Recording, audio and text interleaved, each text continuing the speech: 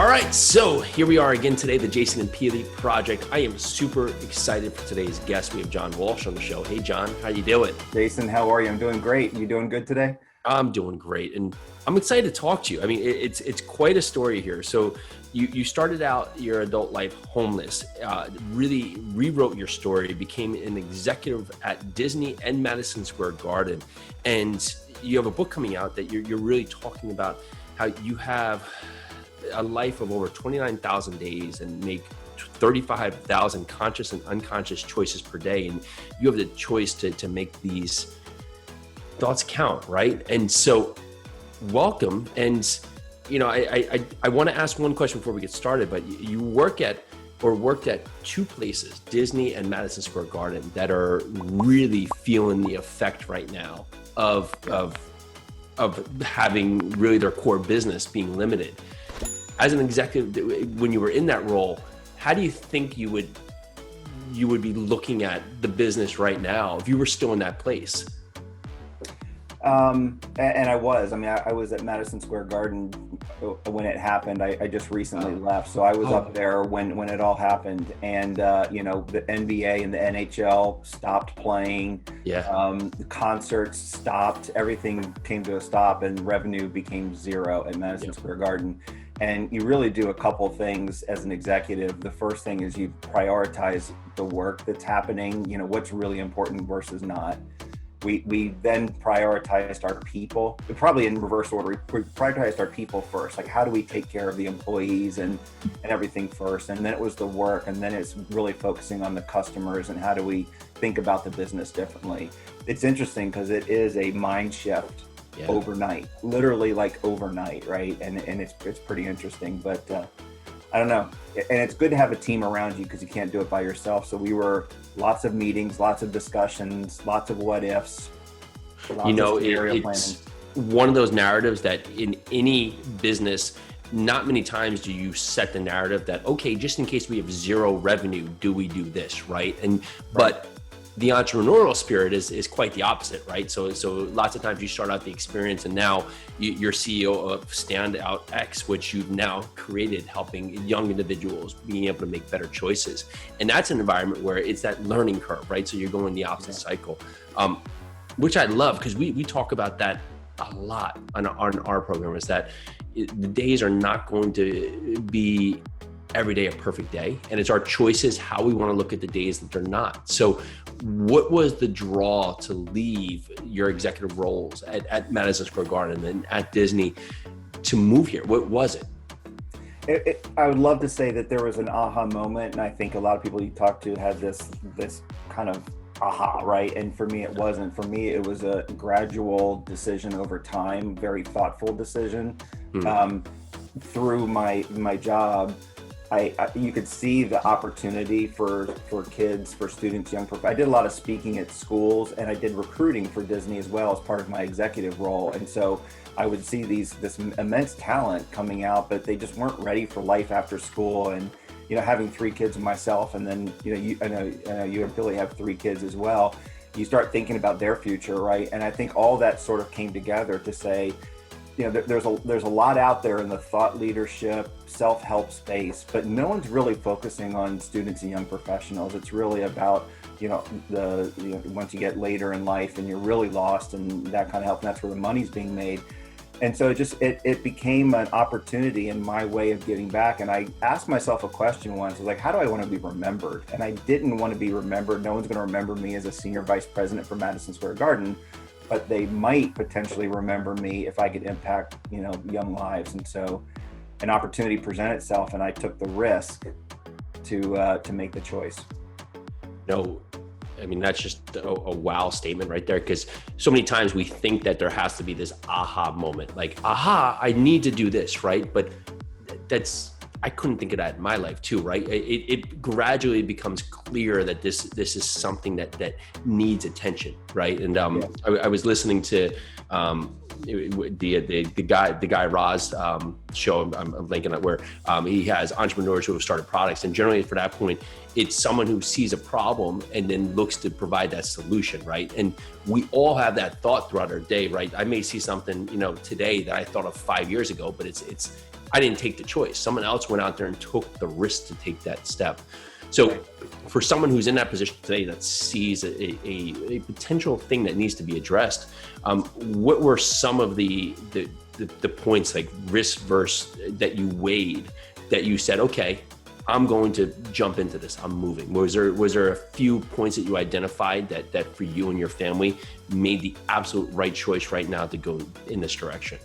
Yeah, you get better answers by asking better questions, and we asked a lot of questions, and we did it in a very holistic manner. In my book, and I know you guys do this a lot too, you think holistically, right? It's about not just wealth, but also health and everything else. You have to think about everything. And so the questions we were asking ourselves to make this decision, one, it wasn't just about the job. It was about, okay, how are our financials? Okay, how is our family doing? Okay, what does the next 1 year, 3 year, 5 year look like? What do we want it to look like? Are we going to be in control or not? We asked like every question you could think of, and at the end of the day, you don't come up with the answer. You come up with options, and some options are better than others.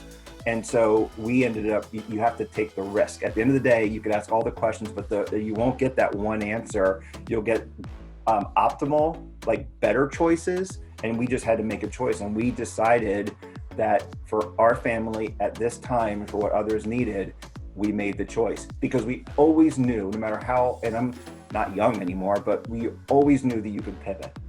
And if we're wrong, we're going to pivot, and we're going to have a plan for it and that kind of thing. So at some point you take a risk, and we did.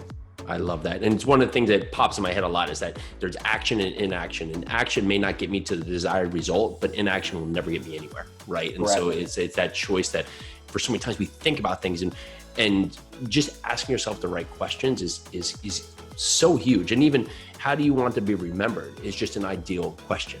Yeah. Because with technology is great, right? And we have so many parts, but sometimes it makes the day move so fast that people assume that it's something they see, right? I and I'm sure potentially that these are talking points for young kids, is that you see a life that's potentially looks great, like Instagram, like you have someone's got a Ferrari. Okay, if I could get a Ferrari, then I'll be happy, right? And they forget to ask all those other questions. What were some of the key identifiers with young people that potentially you're talking about in your book, that are just standout questions that you hear continually from young people as they're leaving school or taking that next step, or trying to decide even if to go to school or what that next step is? And I don't want to ask too many questions, but where did these questions relate to when you were homeless, taking that transition? Yeah, well, first of all, let's touch on the Ferrari thing or not. You don't know if the Ferrari that you see is actually their Ferrari. Yeah, it's true. Yeah. Right? How many times do you find out that they rented it for the day, took the picture in front of it, took the picture in front of the house, and portrayed it as their life, right? So that's not it. And by the way, the Ferrari won't buy you happiness. There's a thing which I'm sure you know about called hedonic adaptation, which means you get that thing you've always wanted, and once you get it, you feel that euphoria, you feel that everything else, but then it becomes, it's like when you buy a new car, right? Yeah. After a while, it's like, oh, okay, well, that's not fulfilling anymore. And anyways. So it's like the Olympic athlete, right? So who lives their entire life 3 years old to like 17 to get that one result. They get it, and then what do they do, right? And then what? That choice, yeah. Correct. So, but some of the questions that I asked myself, and it took me a while, and I think we all do this at some point, and I think students and young professionals are doing it right now, really centers around a couple of things. One is, what do I want to do? I think people are asking, what do I want to do?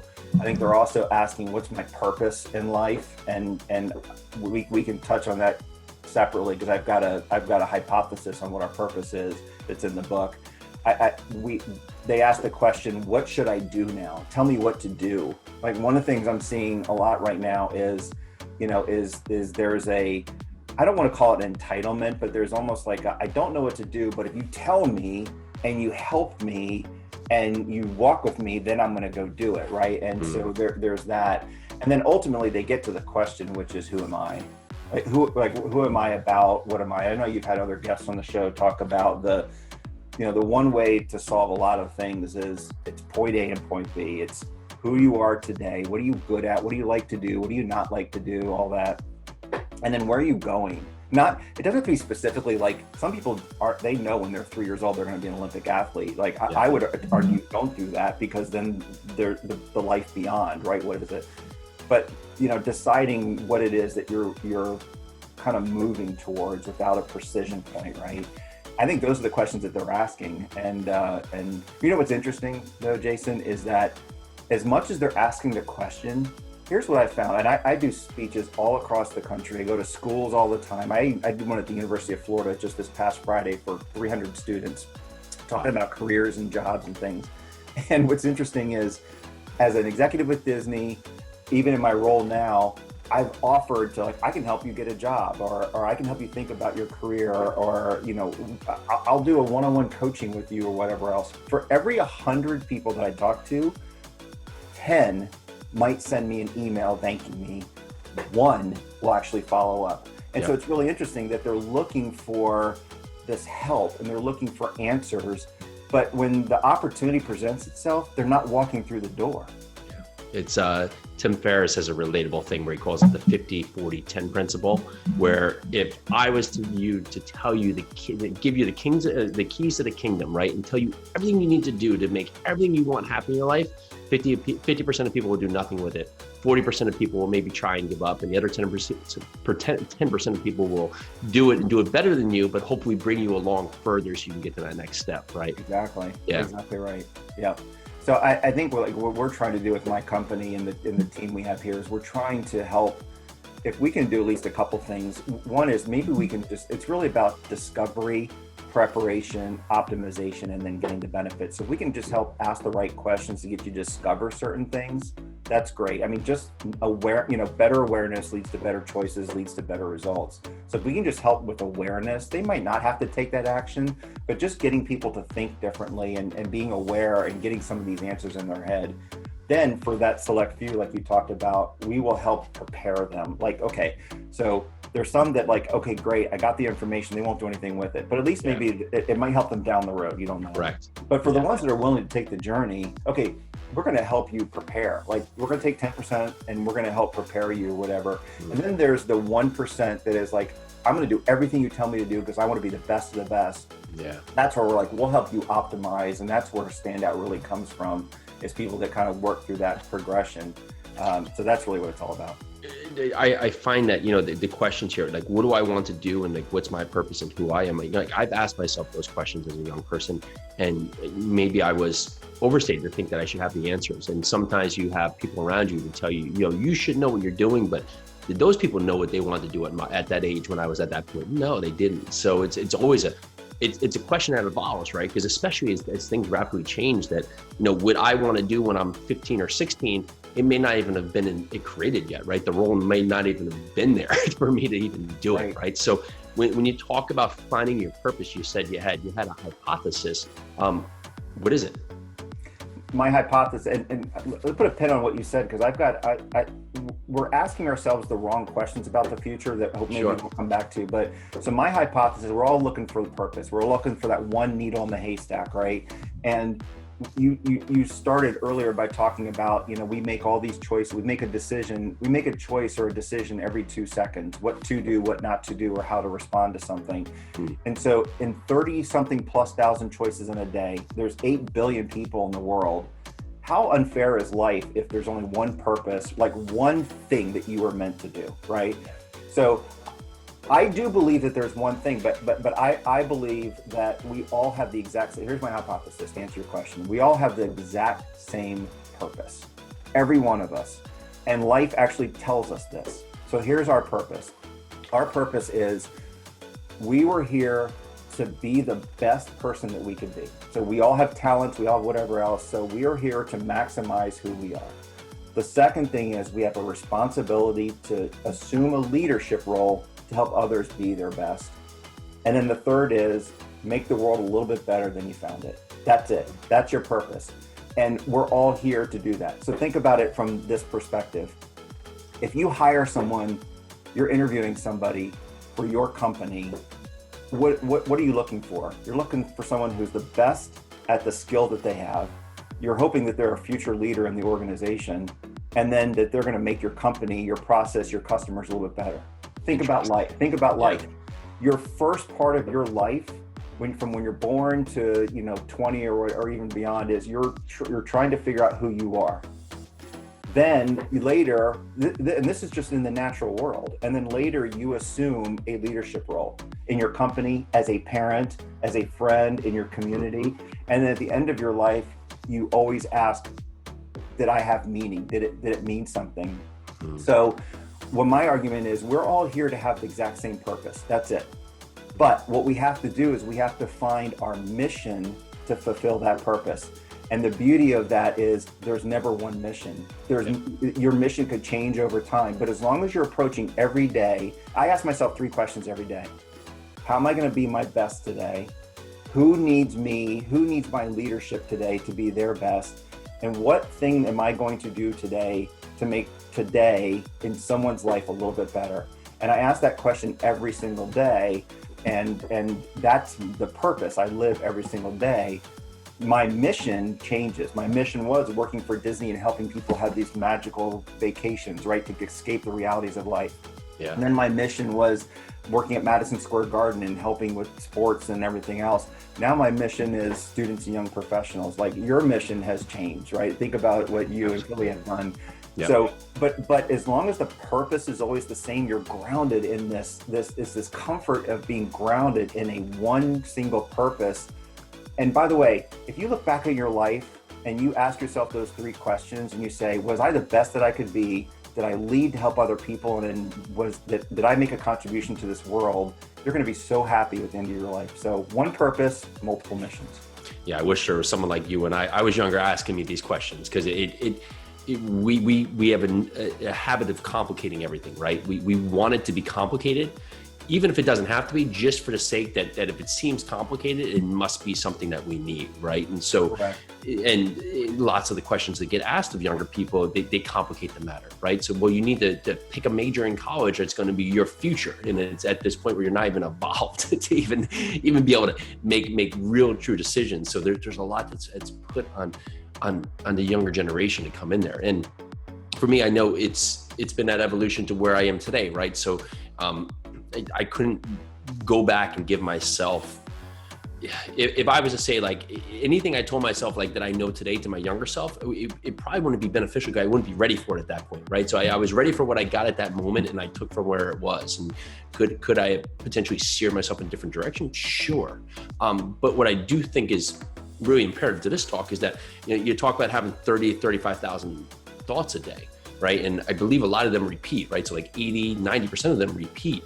If you're a person who's looking at life in a maybe glass half full aspect, what are some steps that you can take to start to turn the narrative on your day, so you can start looking at the day a bit brighter, and begin to replace some of those thoughts that routinely are not beneficial to you where you're going?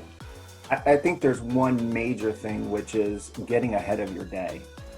John Wooden says the way to live your life is to win the day, and the way to win the day is to get ahead of your day. And I know if you read books and you follow thought leaders and you go to seminars and all, it's all about being intentional going into the day. So, one is you have to believe that you have control. Yeah, like if you don't believe that you're in control, then what you're saying, and you guys have talked about this in past episodes, right, about changing your day. If you don't believe that you are in control, it doesn't matter what we tell them to how to pivot on the day, because you don't believe you're actually influencing it. So you have to believe that you're in control. And then you have to go into the day intentional. This is what I'm going to do. This is the outcome. This is how I'm going to feel. And then there's the relieve the pressure valve, as I call it, that if you get into the day and things are going to go wrong, they just are. Mm-hmm. And in the book, I talk about with every choice you make and every day you go into, one of 3 things happens. You either climb, you're getting better, you're either cruising, or you're crashing. You're either going up, straight, or down. And we would all love days where we're getting better and better and better. My life is getting better and better and better. It's great, great, great, great, great. But there are just days where things are going to happen. And as much as you tell yourself, this is how I'm going to try to pivot. I'm going to take a walk outside. I'm going to listen to music that I really like that gets me in the mood.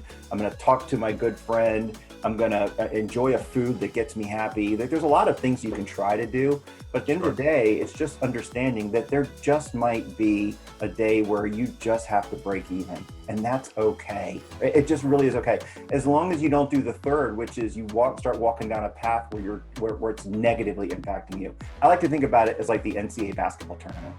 Sometimes you might lose, which you don't want to do. You might win and you beat the team, you beat the day, it's great. But there might be a day where, you know what, you just have to survive and advance.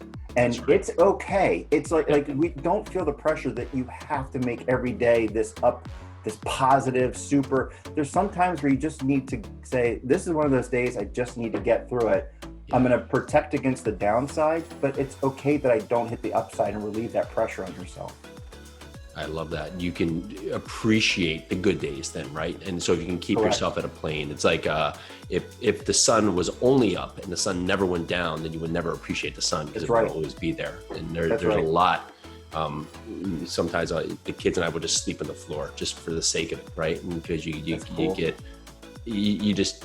get more aligned, or you wake up at 2 a.m. just not because you have to, but because and it makes you appreciate when you do get to sleep back in that bed, or you sleep to, the time you sleep to, because we do take things for granted, right? And if we don't take a moment to set ourselves, it's like the starting our day right has been a massively huge, it's had such an impact, right? Because if not, you basically wake up like you're trying to jump on a freight train, right? You're just catching a ride and you don't have time to really assess where you're going. So everything just becomes, fight or flight. And that's, if people in the world could just take 20 minutes, 10 minutes for themselves every morning, the world would be an ultimately happier place.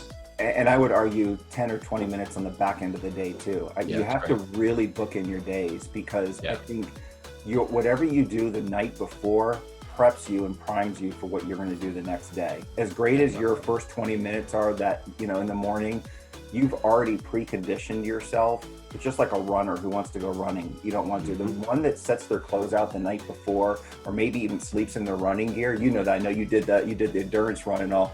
If you do that, there are days when you train, you didn't want to run, but if you've got your clothes laying out the day before, how much more likely are you to get up in the morning and run? That's right. Even if you prep yourself in the first 20 minutes. So I would just argue that there's the back end, and that's where gratitude also, and reflection, and what did I learn? Okay, you know what? I did have a bad day today, or I did just sort of break even today.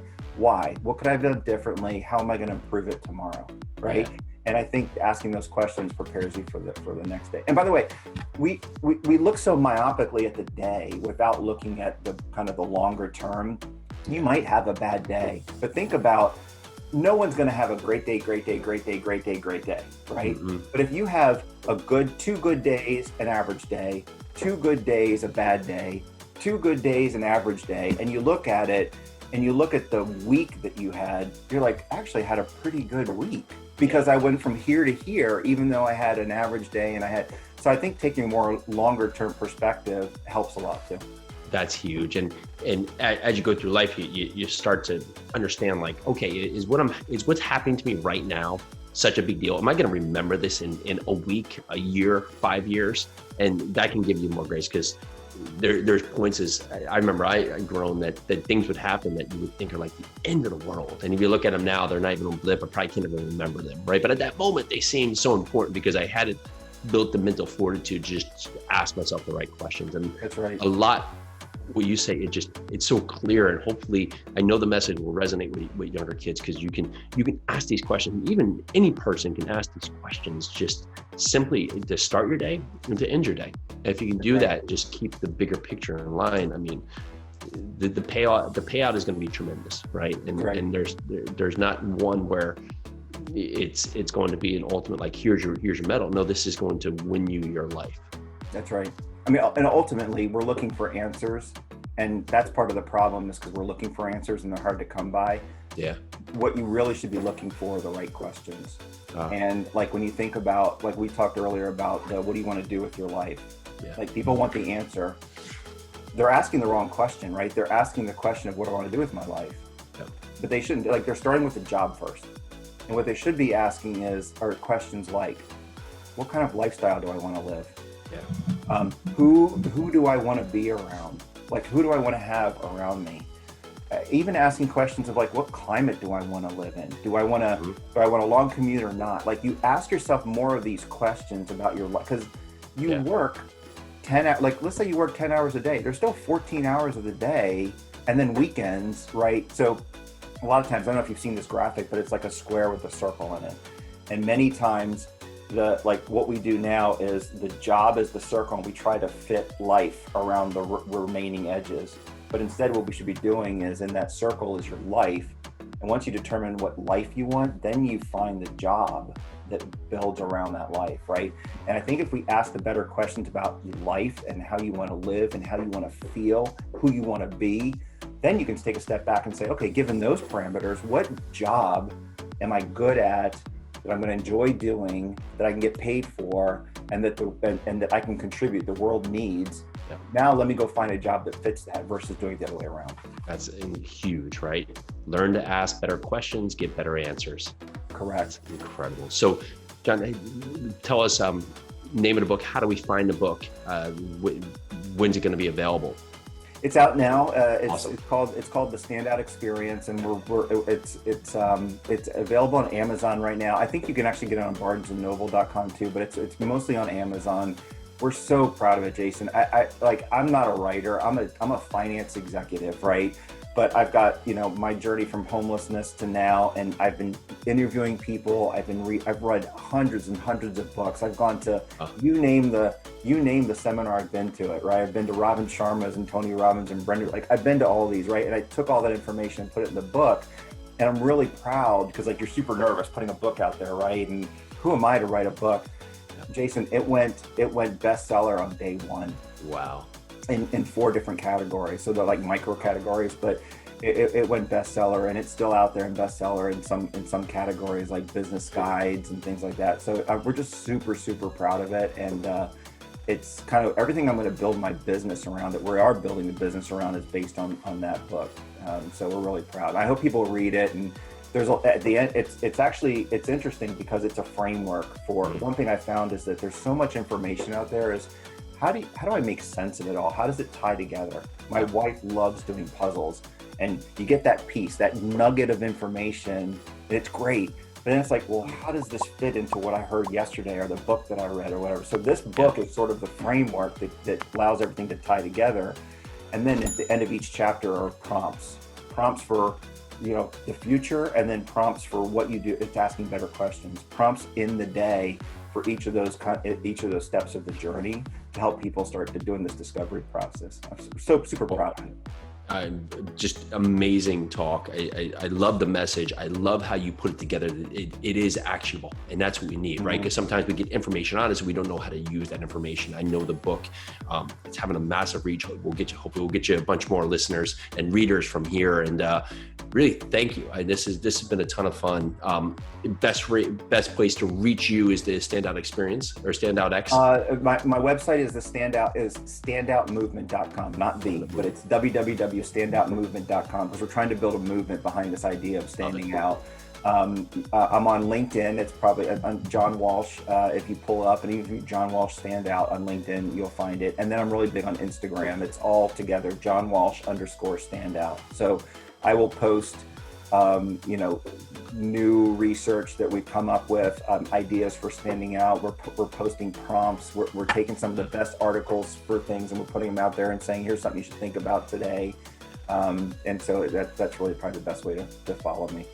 Well, thank you so much. Thank you for what you're doing. This is going to have a massive impact. I already see it is. So I really appreciate you coming on the show today. I love what you guys are doing too. And, together we're going to change the world. So that's right. Well, all you listeners out there, you heard it. We can all change the world. It just starts making the right choices, asking yourself better questions so you can get better answers.